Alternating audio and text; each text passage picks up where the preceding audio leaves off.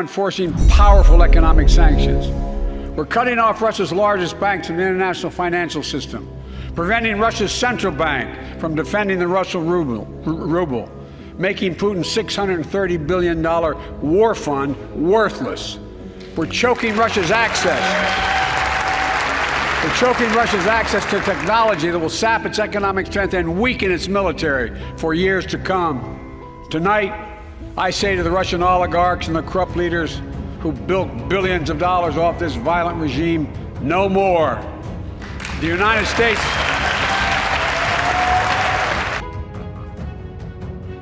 Ketika Barat dan sekutunya mulai melakukan tekanan kepada Rusia dengan sanction, tentunya sanksi ekonomi, di mana Barat dan sekutunya yang tidak mampu secara militer perang melawan Rusia di Ukraina, maka mereka pihak Barat tersebut meluncurkan perang ekonomi, tekanan kepada Rusia dalam bentuk yang lainnya. Sanksi ekonomi seperti tidak dikirimnya kebutuhan harian, bahan baku produksi, hingga transaksi dunia dengan SWIFT dolar diblok dan lain sebagainya dilakukan oleh banyak negara terhadap Rusia. Tapi semua ini sudah diperhitungkan oleh Putin jauh-jauh hari. Sungguh, sebelum perang semuanya sudah disimulasikan.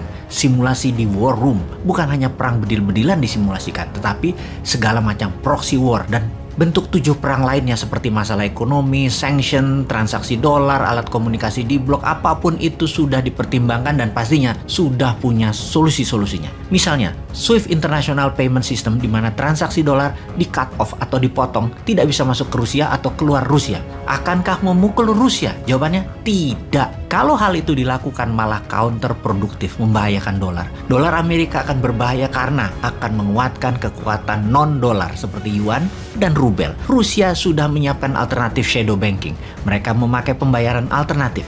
Kita ingatkan hal ini. Iran, Korea Utara, dan Tiongkok tahu caranya. Bahkan cryptocurrency mereka sudah pakai juga. Melihat siapnya Rusia 360 derajat, Amerika, Barat, dan sekutunya pusing 7 keliling melawan Putin saat ini. Bahkan dalam pernyataan Putin tidak langsung kemarin di hari ke-7 serangan Ukraina, Eropa Barat dan Jerman diancam akan dicekik Rusia habis dengan gas Rusia. Terdiam Eropa Barat itu kemudian. Di sisi Tiongkok, hubungan mereka makin mesra, Tiongkok dan Rusia tersebut. Saling asah-asih asuh mereka berdua. Sanksi ekonomi ke Rusia tidak akan mempengaruhi banyak terhadap Rusia karena Tiongkok siap di sampingnya. Economic warfare-nya matang sekali dari keduanya. Bahkan ekonom Barat yang mempropagandakan akan mahalnya biaya perang Ukraina per harinya yang Rusia harus tanggung, yang jika dalam minggu-minggu depan ini Ukraina tidak takluk juga oleh Rusia, Rusia akan merugi dan akan menarik invasinya. Jawaban ekonom tersebut wajar karena akademis atau pejabat komen seperti itu. Memang kalau mereka bukan ekonomis at war, orang paham bahwa Rusia bisa printing rubel setiap saat untuk memproduksi mesin perangnya. Dan Rusia punya energi banyak dalam bentuk solar, bensin, batu bara, dan lain sebagainya. Hal ini sesungguhnya kalau pemikir-pemikir waras menengok ekonom nasional Wakanda akan malu. Kok masih cetek melihat masalah Rusia? Hanya karena mahal, Rusia akan menghentikan perang. Mahal itu kalau yang komen raja hutang, ya wajar. Kalau tahu cara tidak berhutang mengelola keuangan negaranya, maka perang itu biasa-biasa aja biayanya. Sama seperti Tiongkok membangun 20 miliar meter persegi bangunan dan segala macam infrastruktur dalam 40 tahun dengan biaya mendekati 10 triliun dolar atau 10.000 billion dolar atau 75 kali APBN Indonesia sekarang atau 150 kali APBN Indonesia 40 tahun yang lalu. Total angka yang besar tersebut, siapa yang meminjami Tiongkok? Ya perlu alternatif keuangan lain seperti MMT yang Tiongkok tahu caranya, Rusia pun tahu caranya. Sungguh, perang yang rumit dan mumpuni hanya bisa dilakukan oleh negara berdaulat. Beda dengan ketika Lord mengatakan Indonesia dalam 40 tahun ke depan tidak akan perang, maka Bosman bingung. Bingung kok bisa dia ngomong begitu? Apa itu salah?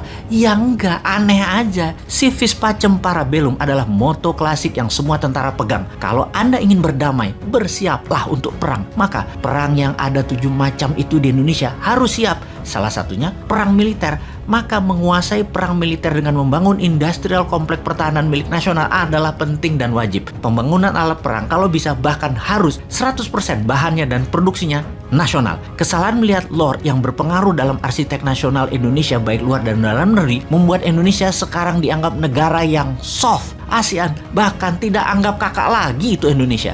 Buktinya apa? Di tengah potensi krisis ekonomi dunia akibat perang, Wakanda pemimpinnya hanya mengingatkan akan naiknya barang-barang harga-harga tersebut. Mengingatkan doang, wong bodoh ngaku pinter juga bisa kalau mengingatkan doang mah. Lalu ngerjain apa sih kalian ini? Jadi keinget gosip nasional saat ini. Dihembuskannya tambahan jabatan 3 tahun lagi karena pandemi dan masalah dunia membuat tidak semestinya pemilu diadakan. Sungguh, siapa yang mau dan minta perpanjangan itu sih? Yang masih enak menjabat atau yang di pinggiran makan serpihan sampah yang mengusulkan? Menurut Ngana, siapa Jo? Безусловно. Поэтому будем и дальше развивать, совершенствовать армию и флот.